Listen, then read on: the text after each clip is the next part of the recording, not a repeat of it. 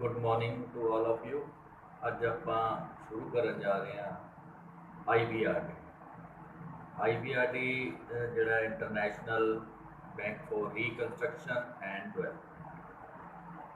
ਇਹ ਬੈਂਕ ਦੀ ਜਿਹੜੀ ਜ਼ਰੂਰਤ ਹੈ ਉਹ ਸੈਕਿੰਡ ਵਰਲਡ ਵਾਰ ਤੋਂ ਬਾਅਦ ਪਈ। ਜਦੋਂ ਸੈਕਿੰਡ ਵਰਲਡ ਵਾਰ ਚੱਲ ਰਹੀ ਸੀ ਤਾਂ ਸੈਕਿੰਡ ਵਰਲਡ ਵਾਰ ਦੇ ਵਿੱਚ ਬਹੁਤ ਵੱਡੇ ਪੱਧਰ 'ਤੇ ਤਬਾਹੀ ਹੋਈ, ਟੁੱਟ ਭੱਜ ਹੋਈ ਪੂਰੀ ਦੁਨੀਆ ਦੇ ਵਿੱਚ। ਤਾਂ 1944 ਦੇ ਵਿੱਚ ਕੁਛ ਦੇਸ਼ਾਂ ਨੇ ਜਿਹੜੀ ਹੈ ਮੀਟਿੰਗ ਕੀਤੀ ਕਿ ਇਸ ਜਿਹੜੀ ਨੁਕਸਾਨ ਹੋਇਆ, ਜਿਹੜੀ ਤਬਾਹੀ ਹੋਈ ਹੈ, ਉਹਨੂੰ ਕਿਸ ਤਰੀਕੇ ਨਾਲ ਜਿਹੜੀ ਹੈ ਰੀਕਨਸਟਰਕਸ਼ਨ ਕੀਤਾ ਜਾਵੇ ਅਤੇ ਡਿਵੈਲਪ ਕੀਤਾ ਜਾਵੇ। ਇਹ ਜਿਹੜੀ ਡਿਸਕਸ਼ਨ ਹੋਈ ਸੀ ਬੈਟਨ ਵੁੱਡ ਦੇ ਵਿੱਚ, ਅਤੇ ਉਹਦੇ ਵਿੱਚ ਜਿਹੜਾ ਇਹ ਫੈਸਲਾ ਲਿਆ ਗਿਆ ਕਿ ਇੱਕ ਬੈਂਕ ਇਹੋ ਜਿਹਾ ਬਣਾਇਆ ਜਾਵੇ ਜਿਹੜਾ ਇਹ ਸਾਰੀ ਤਬਾਹੀ ਤੋਂ ਬਾਹਰ ਲਿਆਉਣ ਦੇ ਵਿੱਚ ਉਹਨਾਂ ਸਾਰੇ ਦੇਸ਼ਾਂ ਦੀ ਮਦਦ ਕਰੇ ਜਿਹੜੇ ਦੇਸ਼ ਸੈਕਿੰਡ ਵਰਲਡ ਵਾਰ ਦੇ ਵਿੱਚ ਇਨਵੋਲਵ ਰਹੇ। ਸੋ ਇਸ ਚੈਪਟਰ ਨੂੰ ਆਪਾਂ ਜਿਹੜਾ ਉਹ ਅੱਗੇ ਵਧਾਉਂਦੇ ਹੋਏ ਗੱਲ ਕਰਦੇ ਹਾਂ ਵੀ ਜਿਹੜਾ ਵਰਲਡ ਬੈਂਕ ਹੈ ਉਹ ਕਦੋਂ ਸ਼ੁਰੂ ਹੋਇਆ ਅਤੇ ਇਹਦੀ ਵਰਕਿੰਗ ਜਿਹੜੀ ਆ ਉਹ ਕਿਵੇਂ ਹੋਈ। ਅਸੀਂ ਗੱਲ ਕਰ ਰਹੇ ਹਾਂ IBRD ਦੀ। ਅਤੇ ਇਹ ਜਿਹੜਾ ਬੈਂਕ ਬਣਾਇਆ ਗਿਆ ਸੀ ਉਹਦੀ ਜਿਹੜਾ ਹੈੱਡਕੁਆਟਰ ਹੈ ਉਹ ਅੱਜ ਵੀ ਅਮਰੀਕਾ ਦੇ ਵਿੱਚ ਹੈ, DC ਵਾਸ਼ਿੰਗਟਨ ਦੇ ਵਿੱਚ। 1944 ਜਿਹੜੀ ਬ੍ਰੈਟਨ ਵੁਡਸ ਦੇ ਵਿੱਚ ਸੰਮੇਲਨ ਜਾਂ ਮੀਟਿੰਗ ਹੋਈ ਸੀ, ਉਹਦੇ 'ਚ ਫੈਸਲਾ ਕੀਤਾ ਗਿਆ ਵੀ ਕੰਸਟਰਕਸ਼ਨ ਜਿਹੜੇ ਵੀ ਦੇਸ਼ਾਂ ਦੇ ਵਿੱਚ ਟੁੱਟ ਭੱਜ ਹੋਈ ਹੈ ਉਹ ਕੀਤੀ ਜਾਵੇ। ਅਤੇ ਇਹਦੇ ਨਾਲ ਨਾਲ ਜਿਹੜਾ ਇਹਨੂੰ ਵਰਲਡ ਬੈਂਕ ਦਾ ਨਾਂ ਦਿੱਤਾ ਗਿਆ ਅਤੇ ਇਹਦੇ ਨਾਲ ਦੋ ਸੰਸਥਾਵਾਂ ਜਿਹੜੀਆਂ ਨੇ ਉਹ ਹੋਰ ਅਟੈਚ ਕੀਤੀਆਂ ਗਈਆਂ। ਪਹਿਲੀ ਸੀ ਇੰਟਰਨੈਸ਼ਨਲ ਮੋਨੀਟਰੀ ਫੰਡ, ਜਿਹਨੂੰ ਅੱਜ ਵੀ ਆਪਾਂ IMF ਦੇ ਨਾਂ ਨਾਲ ਜਾਣਦੇ ਹਾਂ, ਅਤੇ ਦੂਸਰੀ ਹੈਗੀ ਹੈ IDA ਇੰਟਰਨੈਸ਼ਨਲ ਡਿਵੈਲਪਮੈਂਟ ਏਜੰਸੀ। ਸੋ ਇਹ ਦੋਨੇ ਅੱਜ ਵੀ ਜਿਹੜੀਆਂ ਨੇ ਵਰਲਡ ਬੈਂਕ IBRD ਦੇ ਨਾਲ ਮਿਲ ਕੇ ਕੰਮ ਕਰ ਰਹੀਆਂ ਨੇ। ਵਰਲਡ ਬੈਂਕ ਦੀ ਜਿਹੜੀ ਸਥਾਪਨਾ ਹੈ ਉਹ 1944 ਦੇ ਵਿੱਚ ਹੋਈ ਸੀ। ਅਤੇ ਵਰਲਡ ਬੈਂਕ ਦਾ ਜਿਹੜਾ ਸ਼ੁਰੂਆਤੀ ਜਿਹੜਾ ਏਮ ਸੀ ਜਦੋਂ ਇਹਦੀ ਸਥਾਪਨਾ ਕੀਤੀ ਗਈ ਸੀ ਤਾਂ ਉਹ ਇਹ ਸੀ ਵੀ ਜਿਹੜੇ ਯੂਰਪੀਅਨ ਕੰਟਰੀਜ਼ ਨੇ ਦੂਜੇ ਵਰਲਡ ਵਾਰ ਦੇ ਵਿੱਚ ਜਿਨ੍ਹਾਂ ਦੀ ਤਬਾਹੀ ਹੋਈ ਹੈ, ਜਿਨ੍ਹਾਂ ਦਾ ਨੁਕਸਾਨ ਹੋਇਆ ਹੈ, ਉਹਨਾਂ ਨੂੰ ਜਿਹੜਾ ਡਿਵੈਲਪ ਕੀਤਾ ਜਾਵੇ। ਅਤੇ ਇਸ ਵਰਲਡ ਬੈਂਕ ਵੱਲੋਂ ਜਿਹੜੀ ਸ਼ੁਰੂਆਤ ਕੀਤੀ ਗਈ ਸੀ ਆਪਣੇ ਕੰਮ ਦੀ ਲੋਨ ਪ੍ਰੋਵਾਈਡ ਕਰਨ ਦੀ, ਉਹ 1947 ਦੇ ਵਿੱਚ ਕੀਤੀ ਗਈ ਸੀ। 1947 ਦੇ ਵਿੱਚ ਜਿਹੜਾ ਪਹਿਲਾ ਲੋਨ ਜਿਹੜਾ ਸੀ ਉਹ ਫਰਾਂਸ ਨੂੰ ਜਾਰੀ ਕੀਤਾ ਗਿਆ। ਫਿਰ ਅਸੀਂ ਗੱਲ ਕਰਦੇ ਹਾਂ ਵਰਲਡ ਬੈਂਕ ਦੇ ਓਬਜੈਕਟਿਵ ਕੀ ਨੇ। ਪਹਿਲਾ ਹੈਗਾ reconstruction and development. Reconstruction and development ਜਿਹੜਾ ਇਹਦਾ ਮੁੱਖ ਉਦੇਸ਼ ਸੀ ਕਿ ਜਿਹੜੀਆਂ ਵੀ ਇਕੋਨਮੀਜ਼ ਇੰਗਲੈਂਡ ਦੇ ਅਧੀਨ ਸੀ ਜਾਂ ਇੰਗਲੈਂਡ ਆਪ ਸੀ, ਉਹਨਾਂ ਦੇ ਵਿੱਚ ਰੀਕਨਸਟਰਕਸ਼ਨ ਕੀਤੀ ਜਾਵੇ ਆਫਟਰ ਸੈਕਿੰਡ ਵਰਲਡ ਵਾਰ, ਅਤੇ ਡਿਵੈਲਪਮੈਂਟ ਕੀਤੀ ਜਾਵੇ। ਇਹਨਾਂ ਦੇ ਵਿੱਚ ਬ੍ਰਿਟੇਨ, ਫਰਾਂਸ, ਹਾਲੈਂਡ ਜਿਹੜਾ ਇਹਨਾਂ ਦੇ ਨਾਲ ਨਾਲ ਭਾਰਤ, ਸ਼੍ਰੀਲੰਕਾ, ਬਰਮਾ, ਇਹਨਾਂ ਦੇ ਵਿੱਚ ਵੀ ਜਿਹੜੀ ਹੈ ਡਿਵੈਲਪਮੈਂਟ ਦੇ ਲਈ ਇਹਨਾਂ ਨੂੰ ਫਾਈਨਾਂਸ ਕੀਤਾ ਗਿਆ। ਦੂਸਰਾ encouragement to capital investment. World bank ਦਾ ਜਿਹੜਾ ਦੂਸਰਾ ਇੰਪੋਰਟੈਂਟ ਓਬਜੈਕਟਿਵ ਆਪਾਂ ਕਹਿ ਸਕਦੇ ਹਾਂ ਉਹ ਇਹ ਹੈ ਵੀ ਜਿਹੜੇ ਪ੍ਰਾਈਵੇਟ ਇਨਵੈਸਟਰ ਨੇ, ਨਿੱਜੀ ਨਿਵੇਸ਼ਕਰਤਾ ਨੇ, ਉਹਨਾਂ ਨੂੰ ਜਿਹੜੇ ਅੰਡਰ ਡਿਵੈਲਪ ਕੰਟਰੀਜ਼ ਨੇ ਉਹਨਾਂ ਦੇ ਵਿੱਚ ਨਿਵੇਸ਼ ਕਰਨ ਦੇ ਲਈ ਐਨਕਰੇਜ ਕੀਤਾ ਜਾਵੇ, ਕਿਉਂਕਿ ਜਿਹੜੇ ਅੰਡਰ ਡਿਵੈਲਪ ਕੰਟਰੀਜ਼ ਨੇ ਉਹਨਾਂ ਕੋਲ ਫੰਡਿੰਗ ਨਹੀਂ ਹੁੰਦੀ ਫੋਰ ਇਨਵੈਸਟਮੈਂਟ ਪਰਪਸ। ਅਤੇ ਜਿਹੜਾ ਵਰਲਡ ਬੈਂਕ ਹੈ ਉਹਨਾਂ ਨੂੰ ਪ੍ਰਮੋਟ ਕਰਦਾ ਹੈ ਕਿ ਜਿਹੜੀ ਇਨਵੈਸਟਮੈਂਟ ਹੈ ਉਹ ਵਧਾਈ ਜਾਵੇ। ਇਹਦੇ ਬਦਲੇ 'ਚ ਉਹਨਾਂ ਨੂੰ ਗਰੰਟੀ ਵਗੈਰਾ ਵੀ ਪ੍ਰੋਵਾਈਡ ਕਰਦਾ ਤਾਂ ਕਿ ਉਹਨਾਂ ਨੂੰ ਇਹ ਨਾ ਲੱਗੇ ਕਿ ਉਹਨਾਂ ਦਾ ਪੈਸਾ ਜਿਹੜਾ ਉਹ ਫਸ ਸਕਦਾ ਜਾਂ ਨੁਕਸਾਨ ਹੋ ਸਕਦਾ। ਤੀਸਰਾ encouragement to international trade. International trade naturally ਹੈ ਕਿਸੇ ਦੇਸ਼ ਦੀ ਡਿਵੈਲਪਮੈਂਟ ਦਾ ਆਧਾਰ ਹੈ, ਜਿਹੜਾ ਉਹ ਇੰਟਰਨੈਸ਼ਨਲ ਟ੍ਰੇਡ ਬਣਦਾ ਜਾ ਰਿਹਾ ਹੈ। ਦੂਸਰੇ ਦੇਸ਼ਾਂ ਨਾਲ ਵਪਾਰ ਹੋਏਗਾ, ਲੈਣ ਦੇਣ ਹੋਏਗਾ, ਤਾਂ ਉਸ ਦੇਸ਼ ਦੀ ਜਿਹੜੀ ਹੈ ਡਿਵੈਲਪਮੈਂਟ ਵੱਧਦੀ ਹੈ ਤੇ ਲੋਕਾਂ ਦਾ ਜਿਹੜਾ ਰਹਿਣ ਸਹਿਣ ਹੈ, ਸਟੇਟਸ ਹੈ, ਉਹ ਵੀ ਉੱਚਾ ਹੁੰਦਾ। ਫਿਰ establishment of piece time economy, ਜਿਹੜੀ ਸ਼ਾਂਤੀ ਕਾਲੀਨ ਅਰਥ ਵਿਵਸਥਾ ਉਹਦੀ ਸਥਾਪਨਾ ਕਰਨਾ ਹੈ।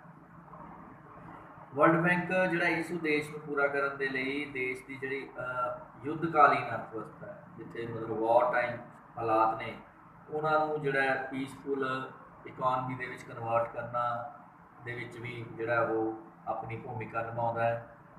ਫਿਰ ਐਨਵਾਇਰਮੈਂਟਲ ਪ੍ਰੋਟੈਕਸ਼ਨ, ਅੱਜ ਵੀ ਵੱਡੇ ਪੱਧਰ 'ਤੇ ਜਿਹੜਾ ਵਰਲਡ ਬੈਂਕ ਵੱਲੋਂ ਐਨਵਾਇਰਮੈਂਟ ਪ੍ਰੋਟੈਕਸ਼ਨ ਦੇ ਲਈ ਬਹੁਤ ਸਾਰੇ ਪ੍ਰੋਜੈਕਟ ਵੱਖ-ਵੱਖ ਦੇਸ਼ਾਂ ਨੂੰ ਦਿੱਤੇ ਗਏ ਨੇ।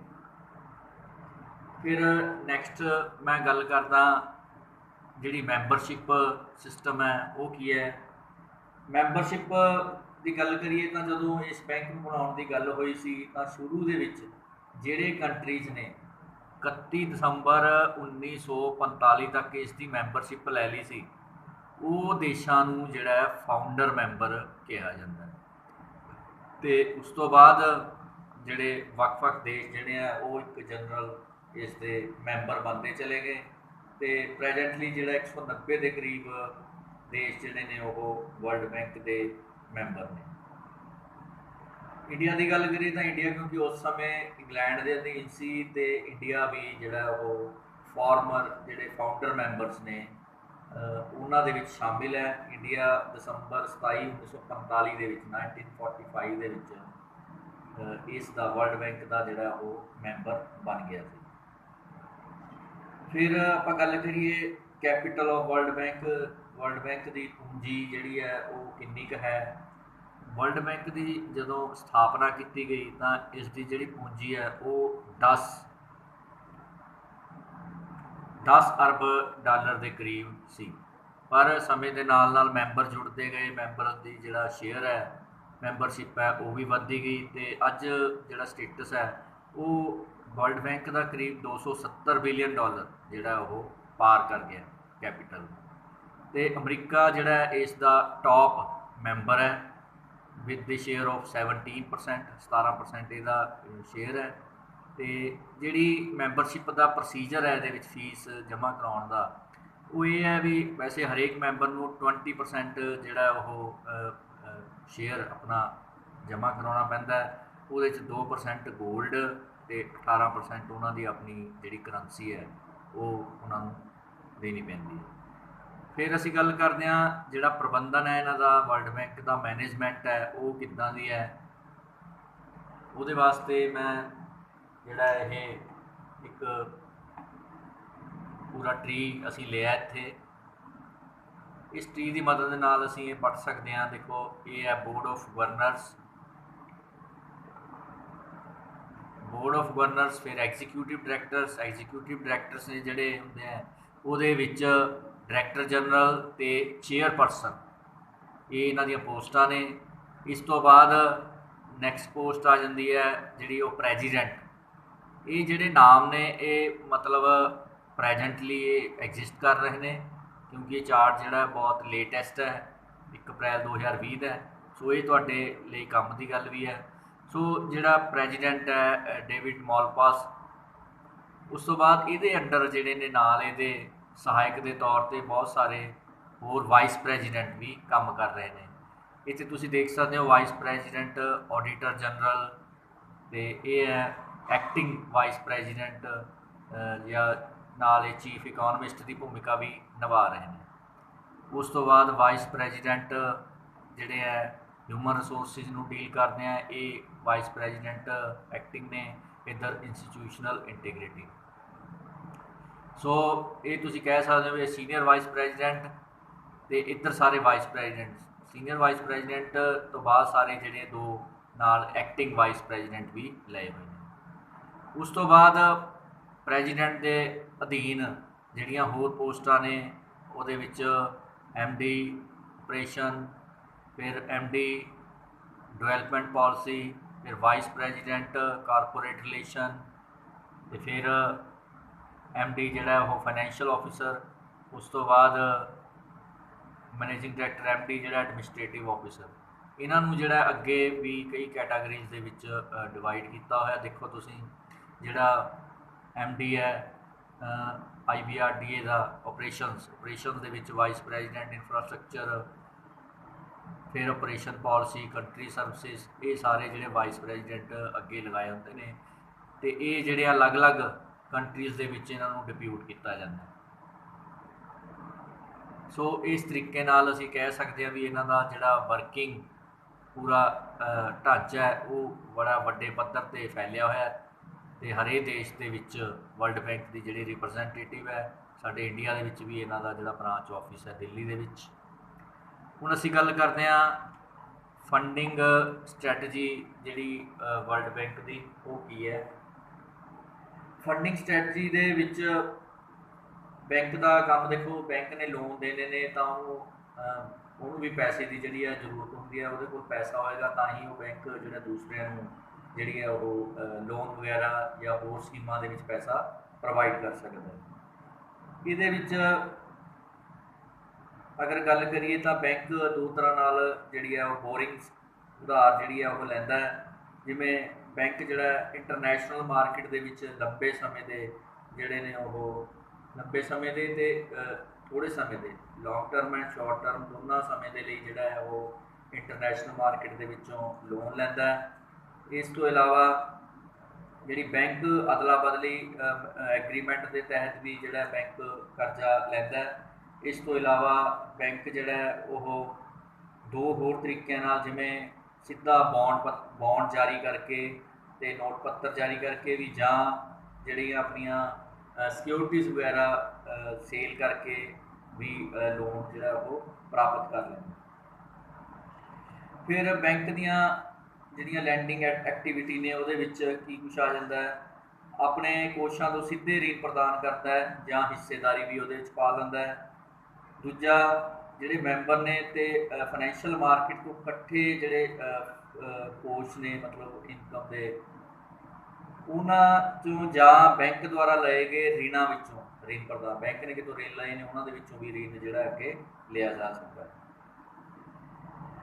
ਸੋ ਇਸ ਤਰੀਕੇ ਨਾਲ ਜਿਹੜੀ ਬੈਂਕ ਦੀ ਐਕਟੀਵਿਟੀ ਹੈ, ਨੈਚੁਰਲੀ ਇੰਟਰਨੈਸ਼ਨਲ ਮਾਰਕੀਟ 'ਚੋਂ ਪੈਸਾ ਲੈਂਦਾ ਹੈ ਅਤੇ ਅੱਗੇ ਵੱਖ-ਵੱਖ ਦੇਸ਼ਾਂ ਨੂੰ ਅਲੱਗ-ਅਲੱਗ ਸਕੀਮਾਂ ਦੇ ਤਹਿਤ ਅਲੱਗ-ਅਲੱਗ ਰੇਟ ਆਫ ਇੰਟਰਸਟ ਦੇ ਮੁਤਾਬਿਕ ਜਿਹੜਾ ਉਹਨਾਂ ਨੂੰ ਲੋਨ ਪ੍ਰੋਵਾਈਡ ਕੀਤਾ ਜਾਂਦਾ ਹੈ। ਫਿਰ ਇਸ ਤੋਂ ਇਲਾਵਾ ਬੈਂਕ ਦੀਆਂ ਹੋਰ ਵੀ ਐਕਟੀਵਿਟੀਜ਼ ਨੇ। ਬੈਂਕ ਹੋਰ ਵੀ ਬਹੁਤ ਸਾਰੇ ਕੰਮ ਕਰਦਾ ਹੈ, ਜਿਵੇਂ ਅਲੱਗ-ਅਲੱਗ ਦੇਸ਼ਾਂ ਦੇ ਅਧਿਕਾਰੀਆਂ ਨੂੰ ਟ੍ਰੇਨਿੰਗ ਜਿਹੜੀ ਹੈ ਉਹ ਦਿੱਤੀ ਜਾਂਦੀ ਹੈ। ਇਹਦੇ ਵਿੱਚ ਟੈਕਨੀਕਲ ਅਸਿਸਟੈਂਟਸ ਜਿਹੜੀ ਹੈ, ਤਕਨੀਕੀ ਸਹਾਇਤਾ ਵੀ ਪ੍ਰਦਾਨ ਕਰਦਾ ਹੈ ਵਰਲਡ ਬੈਂਕ। ਇਸ ਤੋਂ ਇਲਾਵਾ ਜਿਹੜੀਆਂ ਸੰਸਥਾ ਨਾਲ ਸੰਬੰਧਿਤ ਕਿਸੇ ਵੀ ਇੰਸਟੀਟਿਊਸ਼ਨ ਦੇ ਵਿੱਚ ਵਰਕਿੰਗ ਕੀ ਹੈ, ਮੈਨੇਜਮੈਂਟ ਐਡਮਿਨਿਸਟ੍ਰੇਸ਼ਨ ਕਿੱਦਾਂ ਦੀ ਹੋਵੇ, ਇਸ ਤਰ੍ਹਾਂ ਦੀ ਟ੍ਰੇਨਿੰਗ ਵੀ ਜਿਹੜੀ ਹੈ ਵਰਲਡ ਬੈਂਕ ਵੱਲੋਂ ਦਿੱਤੀ ਜਾਂਦੀ ਹੈ। ਫਿਰ ਇਸ ਤੋਂ ਇਲਾਵਾ ਜਿਹੜਾ ਆਪਰੇਸ਼ਨ ਵੈਲਿਊਏਸ਼ਨ ਕਰਦਾ ਰਹਿੰਦਾ। ਅਗਰ ਕਿਤੇ ਪ੍ਰੋਜੈਕਟ ਵਰਲਡ ਬੈਂਕ ਵੱਲੋਂ ਦਿੱਤਾ ਗਿਆ ਹੈ, ਉਹਦੀ ਵਰਕਿੰਗ ਕੀ ਹੈ, ਉਹਦੀ ਵੈਲਿਊਏਸ਼ਨ ਜਿਹੜੀ ਹੈ ਕਿਵੇਂ ਕੀਤੀ ਜਾਵੇ, ਇਹਦੇ ਵਾਸਤੇ ਵੀ ਬੈਂਕ ਨੇ ਜਿਹੜਾ ਇੱਕ ਆਪਰੇਸ਼ਨ ਵੈਲਿਊਏਸ਼ਨ ਡਿਪਾਰਟਮੈਂਟ ਸਥਾਪਿਤ ਕੀਤਾ ਹੋਇਆ ਅਤੇ ਉਹ ਡਿਪਾਰਟਮੈਂਟ ਵੱਖ-ਵੱਖ ਪ੍ਰੋਜੈਕਟਸ ਦੀ ਵੈਲਿਊਏਸ਼ਨ ਟਾਈਮ 'ਤੇ ਕਰਦਾ ਰਹਿੰਦਾ। ਫਿਰ ਇੱਕ ਇਨਵੈਸਟਮੈਂਟ ਡਿਸਪਿਊਟ ਅਗਰ ਕਿਸੇ ਦੇਸ਼ਾਂ ਦੇ ਵਿੱਚ ਕਿਸੇ ਵੀ ਕਾਰਨਾਂ ਨਾਲ ਕੰਟਰੀ ਟੂ ਕੰਟਰੀ ਹੋਏ ਨੇ ਤਾਂ ਉਹਨਾਂ ਦੇ ਵਿੱਚ ਸਮਝੌਤੇ ਕਰਾਉਣ ਅਤੇ ਉਹਨਾਂ ਦਾ ਹੱਲ ਕਰਨ ਦੇ ਵਿੱਚ ਵੀ ਵਰਲਡ ਬੈਂਕ ਆਪਣੀ ਜਿਹੜੀ ਭੂਮਿਕਾ ਹੈ ਉਹ ਨਿਭਾਉਂਦਾ। ਫਿਰ ਫੰਕਸ਼ਨਸ ਆਫ ਵਰਲਡ ਬੈਂਕ ਦੀ ਅਗਰ ਅਸੀਂ ਗੱਲ ਕਰੀਏ ਤਾਂ ਫੰਕਸ਼ਨਸ ਆਫ ਵਰਲਡ ਬੈਂਕ ਜਿਹੜੇ ਨੇ ਉਹਦੇ ਵਿੱਚ ਬਹੁਤ ਸਾਰੇ ਕੰਮ ਜਿਹੜੇ ਆ ਉਹ ਵਰਲਡ ਬੈਂਕ ਨੂੰ ਕਰਨੇ ਪੈਂਦੇ ਨੇ, ਜਿਵੇਂ ਐਡਵਾਂਸ ਲੋਨ ਦੇਣਾ, ਡਾਇਰੈਕਟ ਲੋਨ ਦੇਣਾ, ਗਰੰਟੀ ਲੋਨ, ਕਿਸੇ ਦੀ ਗਰੰਟੀ ਲੈਣੀ ਅਗਰ ਉਹ ਹੈਜੀਟੇਟ ਕਰ ਰਹੇ ਨੇ ਕਿਸੇ ਦੇਸ਼ ਦੇ ਵਿੱਚ ਇਨਵੈਸਟਮੈਂਟ ਕਰਨ ਤੋਂ, ਤਾਂ ਵਰਲਡ ਬੈਂਕ ਉਹਨਾਂ ਨੂੰ ਜਿਹੜਾ ਉਹ ਗਰੰਟੀ ਦੇ ਦਿੰਦਾ ਹੈ। ਇਸ ਤੋਂ ਇਲਾਵਾ ਟੈਕਨੀਕਲ ਅਸਿਸਟੈਂਸ ਦੀ ਆਪਾਂ ਗੱਲ ਕਰ ਲਈ, ਟ੍ਰੇਨਿੰਗ। ਫਿਰ ਇਸ ਤੋਂ ਇਲਾਵਾ ਸੈਟਲਮੈਂਟ ਆਫ ਇੰਟਰਨੈਸ਼ਨਲ ਡਿਸਪਿਊਟ, ਬਹੁਤ ਸਾਰੇ ਦੇਸ਼ਾਂ ਦੇ ਜਿਹੜੇ ਆਪਸ ਦੇ ਵਿੱਚ ਝਗੜੇ ਹੁੰਦੇ ਰਹਿੰਦੇ ਨੇ, ਉਹਨਾਂ ਨੂੰ ਨਿਪਟਾਉਣਾ। ਜਿਵੇਂ ਇੰਡੀਆ ਦਾ 1960 ਦੇ ਵਿੱਚ ਪਾਕਿਸਤਾਨ ਨਾਲ ਨਹਿਰੀ ਪਾਣੀ ਨੂੰ ਲੈ ਕੇ ਝਗੜਾ ਹੋਇਆ ਸੀ, ਉਹ ਵੀ ਜਿਹੜਾ ਡਿਸਪਿਊਟ ਹੱਲ ਕਰਨ ਦੇ ਵਿੱਚ ਵਰਲਡ ਬੈਂਕ ਨੇ ਹੈਲਪ ਕੀਤੀ ਸੀ। ਇਸ ਤੋਂ ਇਲਾਵਾ ਕੋਆਰਡੀਨੇਟਿਡ ਡਿਵੈਲਪਮੈਂਟ ਅਸਿਸਟੈਂਟ, ਇਕਸਾਰ ਦਾ ਵਿਕਾਸ ਕਰਨ ਲਈ ਸਾਰੇ ਦੇਸ਼ਾਂ ਦੇ ਵਿੱਚ ਇਕੁਅਲ ਡਿਵੈਲਪਮੈਂਟ ਹੋਵੇ, ਉਹਦੇ ਵਾਸਤੇ ਵੀ ਵਰਲਡ ਬੈਂਕ ਜਿਹੜਾ ਹੈ ਵਿਚੋਲਗੀ ਕਰਦਾ ਹੈ, ਸਲਾਹ ਦਿੰਦਾ ਹੈ ਅਤੇ ਹਰ ਤਰ੍ਹਾਂ ਦੇ ਜਿਹੜੇ ਉਹ ਹੈਲਪ ਜਿਹੜੀ ਹੈ ਉਹ ਜੋ ਹੋ ਸਕਦੀ ਹੈ ਉਹ ਕੀਤੀ ਜਾਂਦੀ ਹੈ। ਅਤੇ ਹੁਣ ਅਸੀਂ ਗੱਲ ਕਰਦੇ ਹਾਂ ਵੈਲਿਊਏਸ਼ਨ ਦੀ। ਵਰਲਡ ਬੈਂਕ ਨੇ ਜਿਹੜਾ ਲੰਬੇ ਸਮੇਂ ਤੋਂ ਆਪਣੀ ਐਗਜ਼ਿਸਟੈਂਸ ਬਣਾਈ ਹੋਈ ਹੈ, ਕੰਮ ਵੀ ਕਰ ਰਹੇ ਨੇ ਅਲੱਗ-ਅਲੱਗ ਫੀਲਡ ਦੇ ਵਿੱਚ, ਅਤੇ ਇਹ ਕੀ ਕਿਸ ਲੈਵਲ 'ਤੇ ਸਕਸੈਸ ਹੋਇਆ ਅਤੇ ਕਿਸ ਲੈਵਲ 'ਤੇ ਜਿਹੜੀਆਂ ਫੇਲਿਓਰਸ ਸਾਹਮਣੇ ਆਈਆਂ ਨੇ ਵਰਲਡ ਬੈਂਕ ਦੀਆਂ।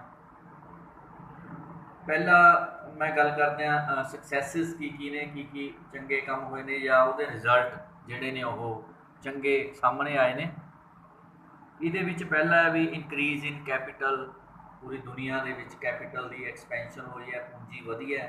ਅਤੇ ਈਵਨ ਜੇ ਗੱਲ ਕੀਤੀ ਜਾਵੇ ਵਰਲਡ ਬੈਂਕ ਦੀ ਵੀ, ਤਾਂ ਇਹਨਾਂ ਦੀ ਵੀ ਜਿਹੜੀ ਹੈ 20% ਤੋਂ ਜ਼ਿਆਦਾ ਜਿਹੜਾ ਸ਼ੇਅਰ ਹੈ ਪੂੰਜੀ ਦਾ ਉਹਦੇ ਵਿੱਚ ਵਾਧਾ ਹੋਇਆ ਮੰਨਿਆ ਜਾਂਦਾ ਹੈ। ਅਤੇ ਇਸ ਤੋਂ ਇਲਾਵਾ ਬੈਂਕ ਨੇ ਆਪਣੀ ਸਿਕਿਉਰਿਟੀਜ਼ ਵਗੈਰਾ ਵੇਚ ਕੇ ਇਹਨੂੰ ਹੋਰ ਕੈਪੀਟਲ ਇਨਕਰੀਜ਼ ਕਰਨ ਦੀ ਟਾਈਮ ਟੂ ਟਾਈਮ ਜਿਹੜੀ ਹੈ ਕੋਸ਼ਿਸ਼ ਕੀਤੀ ਹੈ।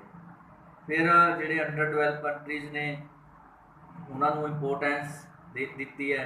ਇੰਪੋਰਟੈਂਸ ਕੀ ਦਿੱਤੀ ਹੈ, ਹਾਲਾਂਕਿ ਪਹਿਲਾਂ ਜਿਹੜਾ ਉਹ ਡਿਵੈਲਪ ਕੰਟਰੀਜ਼ ਯੂਰੋਪੀਅਨ ਅਮੈਰੀਕਨ ਇਹਨਾਂ ਵਾਸਤੇ ਜਿਹੜਾ ਬੈਂਕ ਸਥਾਪਿਤ ਕੀਤਾ ਗਿਆ ਸੀ, ਪਰ ਜਦੋਂ ਬਾਕੀ ਦੇਸ਼ ਜੁੜਦੇ ਚਲੇ ਗਏ ਤਾਂ ਵਰਲਡ ਬੈਂਕ ਨੂੰ ਲੱਗਿਆ ਵੀ ਜਿਹੜੇ ਗਰੀਬ ਦੇਸ਼ ਨੇ ਉਹਨਾਂ ਵੱਲ ਧਿਆਨ ਦੇਣ ਦੀ ਲੋੜ ਹੈ। ਅਤੇ ਇਹਨਾਂ ਨੇ ਜਿਹੜਾ ਆਪਣਾ 70% ਤੱਕ ਦਾ ਸ਼ੇਅਰ ਆਪਣੀ ਕੈਪੀਟਲ ਦਾ ਜਿਹੜਾ ਉਹ ਇਹਨਾਂ ਜਿਹੜੇ ਅੰਡਰ ਡਿਵੈਲਪ ਕੰਟਰੀਜ਼ ਨੇ ਉਹਨਾਂ ਨੂੰ ਜਿਹੜਾ ਦੇਣਾ ਸ਼ੁਰੂ ਕੀਤਾ। ਇਹਦੇ 'ਚ ਏਸ਼ੀਆ ਆ ਜਾਂਦਾ, ਅਫਰੀਕਾ ਆ ਜਾਂਦਾ ਅਤੇ ਹੋਰ ਬਹੁਤ ਸਾਰੇ ਜਿਹੜੇ ਅਲਪ ਵਿਕਸਿਤ ਦੇਸ਼ ਨੇ। 1997 'ਚ ਵਰਲਡ ਬੈਂਕ ਨੇ ਇੱਕ ਪਾਵਰਟੀ ਰਿਡਕਸ਼ਨ ਅਤੇ ਇਕਨੋਮਿਕ ਮੈਨੇਜਮੈਂਟ ਪ੍ਰੋਗਰਾਮ ਚਲਾਇਆ ਸੀ, ਜਿਹਦਾ ਉਦੇਸ਼ ਸੀ ਗਰੀਬੀ ਨੂੰ ਪੂਰੀ ਦੁਨੀਆ ਦੇ ਵਿੱਚੋਂ ਘਟਾਉਣਾ। ਫਿਰ ਲੋਨਸ ਫੋਰ ਪ੍ਰੋਡਕਟਿਵ ਪਰਪਸ, ਉਤਪਾਦਕ ਉਦੇਸ਼ਾਂ ਦੇ ਲਈ ਉਹ ਲੋਨ ਦੇਣਾ ਤਾਂ ਕਿ ਉਹਦੇ ਨਾਲ ਪ੍ਰੋਡਕਸ਼ਨ ਜਿਹੜੀ ਆ ਉਹ ਕਿਸੇ ਵੀ ਰੂਪ ਦੇ ਵਿੱਚ ਵਧੇ। ਨੋਨ ਪ੍ਰੋਡਕਟਿਵ ਕੰਮਾਂ 'ਤੇ ਜਿਹੜਾ ਵਰਲਡ ਬੈਂਕ ਦੀ ਕੋਸ਼ਿਸ਼ ਰਹੀ ਹੈ ਵੀ ਉਹ ਲੋਨ ਪ੍ਰੋਵਾਈਡ ਨਾ ਕੀਤੇ ਜਾਣ। ਟੈਕਨੀਕਲ ਅਸਿਸਟੈਂਸ, ਫਿਰ ਇੱਕ third window of the world ਇਹਨਾਂ ਨੇ ਸ਼ੁਰੂ ਕੀਤਾ ਸੀ ਵਰਲਡ ਬੈਂਕ ਨੇ। ਥਰਡ ਜਿਹੜੀ ਵਿੰਡੋ ਹੈ ਉਹਦਾ ਮਤਲਬ ਸੀ ਜਿਹੜੇ ਘੱਟ ਵਿਕਸਿਤ ਦੇਸ਼ ਨੇ ਉਹਨਾਂ ਨੂੰ ਜਿਹੜੇ ਉਹ ਕਰਜ਼ੇ ਨਹੀਂ ਲੈ ਪਾਉਂਦੇ ਸੀ ਕਿਉਂਕਿ ਰੇਟ ਆਫ ਇੰਟਰਸਟ ਜ਼ਿਆਦਾ ਹੋਣ ਕਰਕੇ, ਉਹਨਾਂ ਵਾਸਤੇ ਇੱਕ ਸਪੈਸ਼ਲ ਸੈਗਮੈਂਟ ਬਣਾਈ ਗਈ ਥਰਡ ਵਿੰਡੋ, ਤਾਂ ਕਿ ਘੱਟ ਇੰਟਰਸਟ ਰੇਟ 'ਤੇ ਵੀ ਜਿਹੜੇ ਆ ਉਹ ਵੱਖ-ਵੱਖ ਕੰਮਾਂ ਲਈ ਉਹ ਲੋਨ ਪ੍ਰੋਵਾਈਡ ਕੀਤੇ ਜਾ ਸਕਣ। ਇਸ ਤੋਂ ਇਲਾਵਾ ਰਾਸ਼ਟਰਾਂ ਦੇ ਝਗੜਿਆਂ ਦਾ ਨਿਪਟਾਰਾ ਬੜੀ ਸਕਸੈਸਫੁਲੀ ਵੱਖ-ਵੱਖ ਸਮੇਂ 'ਚ ਹੋਇਆ। ਗਰੀਬੀ ਦੇ ਵਿਰੁੱਧ ਜਿਹੜੀ ਯੁੱਧ, ਯਾਨੀ ਕਿ ਜਿਹੜੀ ਪਾਵਰਟੀ ਆ ਘਟਾਉਣ ਵਾਸਤੇ ਸਮੇਂ-ਸਮੇਂ 'ਤੇ ਬੜੇ ਚੰਗੇ ਪ੍ਰੋਗਰਾਮ ਜਿਹੜੇ ਆ ਉਹ ਵਰਲਡ ਬੈਂਕ ਵੱਲੋਂ ਚਲਾਏ ਗਏ ਨੇ। ਇਸ ਤੋਂ ਇਲਾਵਾ ਐਗਰੀਕਲਚਰ, ਰੂਰਲ ਡਿਵੈਲਪਮੈਂਟ ਨੂੰ ਡਿਵੈਲਪ ਕੀਤਾ ਹੈ। ਟ੍ਰੇਨਿੰਗਸ ਦੇ ਜ਼ਰੀਏ ਲੋਕਾਂ ਨੂੰ ਹੈਲਥ, ਡਰਿੰਕਿੰਗ ਵਾਟਰ, ਇਹਨਾਂ ਪਲੈਨਿੰਗਸ ਜਿਹੜਾ ਉਹ ਇੰਪਲੀਮੈਂਟ ਕਰਨ ਦੇ ਲਈ ਬਕਾਇਦਾ ਉਹ ਅਲੱਗ-ਅਲੱਗ ਦੇਸ਼ਾਂ ਨੂੰ ਜਿਹੜੀ ਆ ਉਹ ਟ੍ਰੇਨਿੰਗ ਵੀ ਪ੍ਰੋਵਾਈਡ ਕੀਤੀ ਹੈ। ਫਿਰ ਜਿਹੜੀਆਂ ਪੂਰੀ ਦੁਨੀਆ ਦੇ ਵਿੱਚ ਵੈਲਫੇਅਰ ਸੰਗਠਨ ਚੱਲ ਰਹੇ ਨੇ ਉਹਨਾਂ ਨੂੰ ਦੇ ਜ਼ਰੀਏ ਵੀ ਗਰੀਬ ਦੇਸ਼ਾਂ ਨੂੰ ਜਿਹੜਾ ਬਹੁਤ ਫਾਇਦਾ ਪਹੁੰਚਾਇਆ ਵਰਲਡ ਬੈਂਕ ਨੇ, ਜਿਵੇਂ ਉਹ ਸੰਸਥਾਵਾਂ ਯੂਨੀਸੇਫ, ਯੂਨੈਸਕੋ, WHO, ILO, ਅਤੇ ਇਹ ਵੀ ਜਿਹੜੇ ਸੰਗਠਨ ਨੇ ਇਹਨਾਂ ਦੀ ਮਦਦ ਦੇ ਨਾਲ ਇਹਨਾਂ ਨੂੰ ਫਾਈਨਾਂਸਿੰਗ ਕਰਕੇ ਵਰਲਡ ਬੈਂਕ ਨੇ ਜਿਹੜਾ ਉਹ ਪੂਰੀ ਦੁਨੀਆ ਦੇ ਦੇਸ਼ਾਂ ਨੂੰ ਵੱਧ ਤੋਂ ਵੱਧ ਬੈਨੀਫਿਟ ਪਹੁੰਚਾਉਣ ਦੀ ਕੋਸ਼ਿਸ਼ ਕੀਤੀ ਹੈ।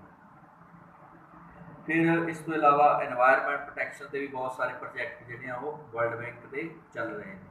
ਅਤੇ ਰੀਸੈਂਟਲੀ ਜਿਹੜਾ ਕਰੋਨਾ ਵਾਇਰਸ ਦਾ ਪ੍ਰਭਾਵ ਹੈ ਇਹਦੇ ਵਾਸਤੇ ਵੀ ਵਰਲਡ ਬੈਂਕ ਨੇ ਸਾਰੇ ਦੇਸ਼ਾਂ ਦੇ ਵਿੱਚ ਮਤਲਬ ਆਪਣੇ ਸੈਂਟਰ ਸਥਾਪਿਤ ਕੀਤੇ ਨੇ, ਉਹਨਾਂ ਨੂੰ ਫਾਈਨੈਂਸ਼ੀਅਲੀ ਏਡ ਵੀ ਦਿੱਤੀ ਜਾ ਰਹੀ ਹੈ ਤਾਂ ਕਿ ਇਸ ਪ੍ਰੋਬਲਮ ਤੋਂ ਜਿਹੜਾ ਜਲਦੀ ਤੋਂ ਜਲਦੀ ਬਾਹਰ ਨਿਕਲਿਆ ਜਾ ਸਕੇ ਜਾਂ ਇਹਦੇ ਤੋਂ ਹੋਣ ਵਾਲਾ ਨੁਕਸਾਨ ਜਿਹੜਾ ਉਹ ਘੱਟ ਤੋਂ ਘੱਟ ਰਹੇ। ਫਿਰ ਕੁਝ ਫੇਲਿਓਰਸ ਵੀ ਨੇ ਵਰਲਡ ਬੈਂਕ ਦੀਆਂ, ਭਾਵੇਂ ਇੰਨੇ ਸਮੇਂ ਤੋਂ ਕੰਮ ਕਰ ਰਿਹਾ ਵਰਲਡ ਬੈਂਕ, ਪਰ ਕਈ ਥਾਂ 'ਤੇ ਇਹਦੀਆਂ ਕਮੀਆਂ ਜਿਹੜੀਆਂ ਉਹ ਸਾਹਮਣੇ ਆਈਆਂ ਨੇ, ਜਿਵੇਂ ਘੱਟ ਵਿੱਤੀ ਸਹਾਇਤਾ, ਇਨਐਡਿਕੁਏਟ ਫਾਈਨੈਂਸ਼ੀਅਲ ਹੈਲਪ, ਜਿਹੜੇ ਅਲਪ ਵਿਕਸਿਤ ਦੇਸ਼ ਨੇ ਉਹਨਾਂ ਨੂੰ ਉਹਨਾਂ ਦੀ ਜ਼ਰੂਰਤ ਮੁਤਾਬਕ ਫਾਈਨੈਂਸ਼ੀਅਲ ਹੈਲਪ ਨਹੀਂ ਮਿਲੀ। ਫਿਰ ਪੱਖਪਾਤ ਪੂਰਨ ਜਿਹੜਾ ਵਿਵਹਾਰ ਹੈ, ਡਿਸਕ੍ਰਿਮੀਨੇਸ਼ਨ ਕੀਤੀ ਹੈ, ਵੀ ਜਿਹੜੇ ਅਮੀਰ ਦੇਸ਼ ਨੇ ਉਹਨਾਂ ਨੂੰ ਵੱਧ ਬੈਨੀਫਿਟ ਮਿਲਿਆ ਇਸ ਤੋਂ, ਤੇ ਜਿਹੜੇ ਅਲਪ ਵਿਕਸਿਤ ਤੇ ਗਰੀਬ ਦੇਸ਼ ਨੇ ਉਹਨਾਂ ਨੂੰ ਉਹਨਾਂ ਬੈਨੀਫਿਟ ਨਹੀਂ ਮਿਲਿਆ। Defective loan policy, effective loan policy ਰਹੀ ਹੈ ਵੀ ਜਿਹੜੇ ਕਰਜ਼ਾ ਲੈਣ ਤੋਂ ਸਮਰੱਥ ਨੇ, ਕਈ ਬਹੁਤ ਸਾਰੇ ਦੇਸ਼ ਸਮਰੱਥ ਨਹੀਂ ਹੈਗੇ, ਉਹਨਾਂ ਨੂੰ ਮਿਲ ਨਹੀਂ ਪਾ ਰਿਹਾ ਜਦਕਿ ਉਹਨਾਂ ਦੀਆਂ ਜ਼ਰੂਰਤਾਂ ਨੇ। ਇਸ ਕਰਕੇ ਉਹਨਾਂ ਦੀ ਜਿਹੜੀ ਕਪੈਸਿਟੀ ਹੈ ਉਹਨਾਂ ਨੂੰ ਵਧਾਉਣ ਬਾਰੇ, ਲੋਨ ਵਾਪਸੀ ਦੀ ਜਿਹੜੀ ਕਪੈਸਿਟੀ ਹੈ ਉਹਨੂੰ ਵਧਾਉਣ ਬਾਰੇ ਜਿਹੜਾ ਵਰਲਡ ਬੈਂਕ ਨੇ ਕੋਈ ਜ਼ਿਆਦਾ ਐਫਰਟਸ ਨਹੀਂ ਕੀਤੀਆਂ। ਤੇ ਜਿਹੜੇ ਲੈਣ ਲਾਇਕ ਨਹੀਂ ਹੈਗੇ ਉਹਨਾਂ ਨੂੰ ਜਿਹੜਾ ਅੱਗੇ ਵੱਧ ਕੇ ਕੋਈ ਹੈਲਪ ਨਹੀਂ ਕੀਤੀ ਗਈ ਜੋ ਉਹਨਾਂ ਨੂੰ ਰਿਕੁਆਇਰਡ ਸੀ ਜਿੰਨੀ। ਫਿਰ ਲੋਨ ਫॉर ਲਿਮਟਿਡ ਆਬਜੈਕਟਿਵ, ਜਿਹੜੇ ਵਰਲਡ ਬੈਂਕ ਹੈ ਉਹਨਾਂ ਦੇ ਆਬਜੈਕਟਿਵ ਜਿਹੜੇ ਨੇ ਉਹ ਲਿਮਟਿਡ ਨੇ ਤੇ ਲੋਨ ਵੀ ਉਸ ਲਿਮਟਿਡ ਪ੍ਰੋਜੈਕਟਸ ਦੇ ਲਈ ਦਿੱਤੇ ਗਏ ਨੇ। ਪਰ ਜਿਹੜੇ ਗਰੀਬ ਦੇਸ਼ ਨੇ ਉੱਥੇ ਬਹੁਤ ਸਾਰੀਆਂ ਜਿਹੜੀਆਂ ਪ੍ਰੋਬਲਮਸ ਨੇ ਜਿਹਦੇ ਲਈ ਲੋਨ ਮਿਲਣਾ ਚਾਹੀਦਾ ਹੈ, ਪਰ ਵਰਲਡ ਬੈਂਕ ਦੀਆਂ ਪਾਲਿਸੀਆਂ ਅਜਿਹੀਆਂ ਹੋਣ ਕਰਕੇ ਵੀ ਉਹਨਾਂ ਨੂੰ ਇਸ ਦਾਇਰੇ ਦੇ ਵਿੱਚ ਸ਼ਾਮਿਲ ਨਹੀਂ ਕੀਤਾ ਗਿਆ। ਸੋ ਇਸ ਤਰੀਕੇ ਨਾਲ ਬਹੁਤ ਸਾਰੀਆਂ ਜਿਹੜੀਆਂ ਜਿਹੜੀਆਂ ਨੇ ਫੇਲਿਓਰਸ ਪਾਈਆਂ ਗਈਆਂ ਨੇ। ਤੇ ਹੁਣ ਅਸੀਂ ਗੱਲ ਕਰਦੇ ਹਾਂ ਇੰਡੀਆ ਦਾ ਤੇ ਵਰਲਡ ਬੈਂਕ ਦਾ। ਇੰਡੀਆ ਨੂੰ ਕਾਫੀ ਬੈਨੀਫਿਟਸ ਹੋਏ ਨੇ ਵਰਲਡ ਬੈਂਕ ਦੇ ਜਿਹੜੇ ਪ੍ਰੋਜੈਕਟਸ ਤੋਂ। ਜੇ ਮੈਂ ਲੇਟੈਸਟ ਡਾਟੇ ਦੀ ਗੱਲ ਕਰਾਂ ਤਾਂ ਇਸ ਡਾਟੇ ਮੁਤਾਬਿਕ ਵੀ ਇੰਡੀਆ ਨੂੰ ਜਿਹੜਾ ਹੈ ਵਰਲਡ ਬੈਂਕ ਤੋਂ ਬੜਾ ਅੱਛਾ ਜਿਹੜੀ ਹੈ ਉਹ ਫਾਈਨੈਂਸ਼ੀਅਲ ਹੈਲਪ ਪ੍ਰੋਵਾਈਡ ਹੋਈ ਹੈ। ਤੁਸੀਂ ਇੱਥੇ ਦੇਖ ਸਕਦੇ ਹੋ 2016 ਦੇ ਵਿੱਚ ਇੰਡੀਆ ਨੂੰ ਜਿਹੜਾ ਹੈ ਉਹ 3845 ਮਿਲੀਅਨ ਡਾਲਰਸ ਦੀ ਜਿਹੜੀ ਹੈ ਹੈਲਪ ਮਿਲੀ ਹੈ ਵਰਲਡ ਬੈਂਕ ਤੇ ਦੂਜੀ ਇਹਦੀ ਏਜੰਸੀ ਜਿਹੜੀ ਹੈ IDA, ਇਹਨਾਂ ਦੋਹਾਂ ਦੇ ਥਰੂ। 2017 'ਚ ਜਿਹੜੀ ਹੈ 2313 ਮਿਲੀਅਨ ਡਾਲਰ ਦੀ ਜਿਹੜੀ ਹੈਲਪ ਮਿਲੀ ਹੈ। 2018 ਦੇ ਵਿੱਚ 3478 ਮਿਲੀਅਨ ਡਾਲਰਸ ਦੀ ਹੈਲਪ ਹੈ ਤੇ 2019 ਦੇ ਵਿੱਚ 3277 ਮਿਲੀਅਨ ਡਾਲਰਸ ਦੀ ਹੈਲਪ ਜਿਹੜੀ ਹੈ ਉਹ ਅਲੱਗ-ਅਲੱਗ ਪ੍ਰੋਜੈਕਟਸ ਦੇ ਲਈ ਵਰਲਡ ਬੈਂਕ ਵੱਲੋਂ ਇੰਡੀਆ ਨੂੰ ਦਿੱਤੀ ਗਈ ਹੈ। ਤੇ 2020 ਦੇ ਵਿੱਚ ਕਰੀਬ 2300 ਮਿਲੀਅਨ ਡਾਲਰ ਦਾ ਜਿਹੜਾ ਫਾਈਨੈਂਸ਼ੀਅਲ ਹੈਲਪ ਹੈ ਉਹ ਹਾਲੇ ਤੱਕ ਮਿਲਣ ਦੀ ਸੰਭਾਵਨਾ ਹੈ ਤੇ ਕੁਛ ਇਹਦੇ ਵਿੱਚੋਂ ਜਿਹੜੀ ਹੈ ਉਹ ਚੱਲ ਵੀ ਰਹੀ ਹੈ। ਇਸ ਤੋਂ ਇਲਾਵਾ ਫਾਈਨੈਂਸ਼ੀਅਲੀ ਹੈਲਪ ਤੋਂ ਇਲਾਵਾ ਵੀ ਵਰਲਡ ਬੈਂਕ ਨੇ ਇੰਡੀਆ ਦੀ ਬਹੁਤ ਜਿਹੜੀ ਹੈ ਅਲੱਗ-ਅਲੱਗ ਪ੍ਰੋਜੈਕਟਸ 'ਤੇ ਹੈਲਪ ਕੀਤੀ ਹੈ। ਇਹਦੇ ਵਿੱਚ ਪਾਕਿਸਤਾਨ ਨਾਲ ਜਿਵੇਂ ਕਿ ਆਪਾਂ ਗੱਲ ਕਰੀਏ ਨਹਿਰੀ ਝਗੜੇ ਦੇ ਵਿੱਚ ਹੋ ਗਈ, ਫੈਸਿਲਿਟੀ ਫੋਰ ਜਨਰਲ ਲੋਨਸ, ਬਹੁਤ ਛੋਟੇ-ਮੋਟੇ ਲੋਨ ਲੈਣ ਵਾਸਤੇ। ਤੇ ਇਸ ਤੋਂ ਇਲਾਵਾ technical assistance, population control assistance, ਜਨਸੰਖਿਆ ਨੂੰ ਕਿਵੇਂ ਕੰਟਰੋਲ ਕੀਤਾ ਜਾਵੇ। ਤੇ ਜਿਵੇਂ ਜਿਹੜੀਆਂ NGOs ਨੇ ਉਹ ਜਿਹੜੀਆਂ ਅਲੱਗ-ਅਲੱਗ ਪ੍ਰੋਜੈਕਟਸ ਉਹਨਾਂ ਨੂੰ ਮਿਲੇ ਨੇ ਤੇ ਉਹਨਾਂ ਨੂੰ ਫੰਡਿੰਗ ਵੀ ਜਿਹੜੀ ਹੈ ਵਰਲਡ ਬੈਂਕ ਵੱਲੋਂ ਕੀਤੀ ਗਈ ਹੈ। ਤੇ ਜਿਵੇਂ ਕਿ ਇਹਦੇ ਵਿੱਚ ਨੈਸ਼ਨਲ ਲੈਪਰੋਸੀ ਐਲੀਮੀਨੇਸ਼ਨ, ਰਾਸ਼ਟਰੀ ਕੋਹੜ ਨਿਵਾਰਨ ਜਿਹਨੂੰ ਕਹਿੰਦੇ ਆਪਾਂ, ਫਿਰ ਬੇਸਿਕ ਐਜੂਕੇਸ਼ਨ ਪ੍ਰੋਜੈਕਟ ਤੇ ਚਾਈਲਡ ਡਿਵੈਲਪਮੈਂਟ ਸਰਵਿਸ ਪ੍ਰੋਜੈਕਟ। ਸੋ ਇਸ ਤਰ੍ਹਾਂ ਦੇ ਬਹੁਤ ਸਾਰੇ ਪ੍ਰੋਜੈਕਟ ਜਿਹੜੇ ਇੰਡੀਆ ਦੇ ਵਿੱਚ ਵਰਲਡ ਬੈਂਕ ਵੱਲੋਂ ਦਿੱਤੇ ਗਏ ਨੇ। ਫਿਰ ਆਪਾਂ ਗੱਲ ਕਰਦੇ ਹਾਂ ਕੁਛ ਇਹਦੀਆਂ ਕ੍ਰਿਟਿਸਿਜ਼ਮਸ ਨੇ। ਕ੍ਰਿਟਿਸਿਜ਼ਮ ਦਾ ਮਤਲਬ ਹੈ ਵੀ ਜੋ ਕਮੀਆਂ ਰਹਿ ਗਈਆਂ ਵਰਲਡ ਬੈਂਕ ਦੀਆਂ। ਕਮੀਆਂ ਦੇ ਵਿੱਚ ਇਹ ਹੈ ਕਿ ਵਰਲਡ ਬੈਂਕ ਨੇ ਜਿੰਨੀਆਂ ਵੀ ਜਿਹੜੀਆਂ ਆਪਣੀਆਂ ਫਾਈਨੈਂਸ਼ੀਅਲ ਹੈਲਪਸ ਕੀਤੀਆਂ ਨੇ ਉਹਦੇ ਵਿੱਚ ਕੁਛ ਨਾ ਕੁਛ ਕੰਡੀਸ਼ਨਸ ਜਿਹੜੀਆਂ ਇੰਪੋਜ਼ ਕੀਤੀਆਂ ਨੇ। ਉਹ ਕੰਡੀਸ਼ਨਸ ਇਸ ਤਰ੍ਹਾਂ ਦੀਆਂ ਨੇ ਜਿਹੜੀਆਂ ਇੰਡੀਆ ਵਰਗੇ ਦੇਸ਼ਾਂ ਦੇ ਵਿੱਚ ਬੜੀ ਈਜ਼ਲੀ ਲਾਗੂ ਹੋਣੀਆਂ ਸੰਭਵ ਨਹੀਂ ਹੈਗੀਆਂ। ਦੂਜਾ, ਇਹ ਬੈਂਕ ਨੇ ਕੁਛ ਇਹੋ ਜਿਹੇ ਹਾਲਾਤ ਪੈਦਾ ਕੀਤੇ ਨੇ ਫਾਈਨੈਂਸ਼ੀਅਲ ਹੈਲਪਸ ਨਾਲ ਜਿਹਦੇ ਕਰਕੇ ਜਿਹੜੇ ਪਲੈਨਿੰਗ ਕਮਿਸ਼ਨ ਨੇ ਸਾਡੇ ਦੇਸ਼ ਦੇ ਉਹਨਾਂ ਦੀ ਵਰਕਿੰਗ 'ਤੇ ਵੀ ਕੁਐਸਚਨ ਮਾਰਕ ਲੱਗ ਗਿਆ, ਕਿਉਂਕਿ ਉਹ ਪਲੈਨਿੰਗਸ ਹੋਰ ਬਣਾਉਂਦੇ ਨੇ। ਪੈਸਾ ਚਾਹੀਦਾ, ਅਗਰ ਪੈਸਾ ਲੈਣਾ ਤਾਂ ਵਰਲਡ ਬੈਂਕ ਜਿਹੜਾ ਉਹਨਾਂ ਫੈਸਲਿਆਂ ਦੇ ਅਗੇਂਸਟ ਜਿਹੜਾ ਉਹ ਲੋਨ ਪ੍ਰੋਵਾਈਡ ਕਰਦਾ ਹੈ। ਦੂਜਾ, ਵਰਲਡ ਬੈਂਕ ਦੀ ਜਿਹੜੀਆਂ ਪਾਲਿਸੀਜ਼ ਨੇ ਉਹ ਇੰਡੀਆ ਦੇ ਵਿੱਚ ਫੋਰਨ ਜਿਹੜੀ ਇਨਵੈਸਟਮੈਂਟ ਹੈ ਉਹਨੂੰ ਇਨਕਰੇਜ ਕਰਦੇ ਵੀ ਇੰਡੀਆ ਦੇ ਵਿੱਚ ਫੋਰਨ ਇਨਵੈਸਟਮੈਂਟ ਜਿਹੜੀ ਹੈ ਉਹ ਵਧੇ। ਤੇ ਪਰ ਜਿਹੜੀ ਇੰਡੀਅਨ ਦੀ ਲੋਕਲ ਇੰਡਸਟਰੀ ਹੈ ਉਹ ਉਨੀ ਪ੍ਰਮੋਟ ਇਸ ਕਰਕੇ ਨਹੀਂ ਹੋ ਪਾ ਰਹੀ। ਤੇ 1966 ਦੇ ਵਿੱਚ 1966 ਤੇ 1991 ਦੇ ਵਿੱਚ ਇੰਡੀਅਨ ਕਰੰਸੀ ਦੀ ਡੀਵੈਲੂਏਸ਼ਨ ਜਿਹੜੀ ਕੀਤੀ ਗਈ ਸੀ ਉਹ ਵੀ ਐਜ਼ ਪਰ ਦੀ ਐਡਵਾਈਜ਼ ਔਰ ਡਾਇਰੈਕਸ਼ਨ ਆਫ ਵਰਲਡ ਬੈਂਕ ਗਈ ਸੀ। ਫਿਰ 1991 ਦੇ ਵਿੱਚ ਜਿਹੜੀ 1991 ਦੇ ਵਿੱਚ ਜਿਹੜੀ ਇੰਡੀਅਨ ਕਰੰਸੀ ਦੀ ਡੀਵੈਲੂਏਸ਼ਨ ਜਿਹੜੀ ਕੀਤੀ ਗਈ ਸੀ ਉਹ ਵੀ ਐਜ਼ ਪਰ ਦੀ ਐਡਵਾਈਜ਼ ਔਰ ਡਾਇਰੈਕਸ਼ਨ ਆਫ ਵਰਲਡ ਬੈਂਕ ਗਈ ਸੀ। ਫਿਰ 1991 ਦੇ ਵਿੱਚ ਜਿਹੜੀ ਇੰਡੀਅਨ ਕਰੰਸੀ ਦੀ ਡੀਵੈਲੂਏਸ਼ਨ ਜਿਹੜੀ ਕੀਤੀ ਗਈ ਸੀ ਉਹ ਵੀ ਐਜ਼ ਪਰ ਦੀ ਐਡਵਾਈਜ਼ ਔਰ ਡਾਇਰੈਕਸ਼ਨ ਆਫ ਵਰਲਡ ਬੈਂਕ ਗਈ ਸੀ। ਜਿਹੜੇ ਵਰਲਡ ਬੈਂਕ ਹੈ ਉਹਦੇ ਤੇ ਸਾਡੀ ਡਿਪੈਂਡੈਂਸੀ ਜਿਹੜੀ ਹੈ ਲਗਾਤਾਰ ਵੱਧਦੀ ਜਾ ਰਹੀ ਹੈ, ਜਿਹਦੇ ਕਰਕੇ ਸਾਡੀਆਂ ਜਿਹੜੀਆਂ ਇਕਨੋਮਿਕ ਪਾਲਿਸੀਆਂ ਨੇ, ਆਰਥਿਕ ਨੀਤੀਆਂ ਨੇ, ਉਹਦੇ ਤੇ ਉਹ ਵੀ ਜਿਹੜੀਆਂ ਨੇ as per world bank directions ਹੀ ਬਣਨੀਆਂ ਜਿਹੜੀਆਂ ਨੇ ਉਹ ਬਣਾਉਣੀਆਂ ਪੈ ਰਹੀਆਂ ਨੇ, ਜਿਹਦੇ ਕਰਕੇ ਇੰਡੀਆ ਦੀ ਜਿਹੜੀ ਆਪਣੀ ਇਕਨੋਮਿਕ ਇੰਡੀਪੈਂਡੈਂਸੀ ਹੈ ਉਹ ਜਿਹੜੀ ਆ ਉਹ ਖਤਮ ਹੁੰਦੀ ਜਾ ਰਹੀ ਹੈ। ਸੋ ਇਸ ਤਰੀਕੇ ਨਾਲ ਅਸੀਂ ਇਹ ਕਹਿ ਸਕਦੇ ਹਾਂ ਵੀ ਵਰਲਡ ਬੈਂਕ ਨੇ ਜਿਹੜਾ ਹਾਲਾਂਕਿ ਪੂਰੀ ਦੁਨੀਆ ਦੇ ਵਿੱਚ ਬਹੁਤ ਵਧੀਆ ਅਤੇ ਚੰਗੇ ਪ੍ਰੋਜੈਕਟਸ ਦੇ ਵਿੱਚ ਕੰਮ ਕੀਤਾ, ਜੋ ਥੋੜ੍ਹੀਆਂ ਬਹੁਤ ਕਮੀਆਂ ਨੇ ਉਹਨਾਂ ਨੂੰ ਵੀ ਜਿਹੜਾ ਉਹ ਇੰਪਰੂਵ ਕੀਤੇ ਜਾਣ ਦੀ ਲੋੜ ਹੈ। ਸੋ ਇਸ ਦੇ ਨਾਲ ਆਪਣਾ ਇਹ ਚੈਪਟਰ IBRD ਖਤਮ ਹੁੰਦਾ ਹੈ। ਅਗਲੇ ਚੈਪਟਰ ਦੇ ਵਿੱਚ ਤੁਹਾਡੇ ਨਾਲ ਫੇਰ ਤੋਂ ਮੁਲਾਕਾਤ ਹੋਏਗੀ। Thank you very much.